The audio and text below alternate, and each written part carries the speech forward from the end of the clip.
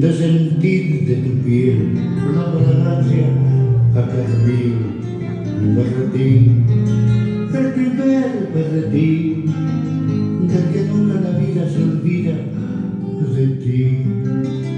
No es amor, de ese amor tan carnal, ni es pecado mortal, es locura, es en fin un capricho apasionado o un castigo que me han dado, o el más un obstinado berretín.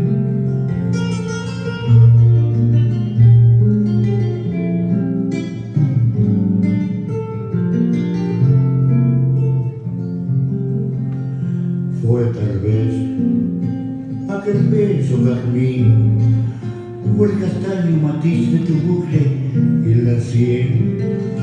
Yo no sé cómo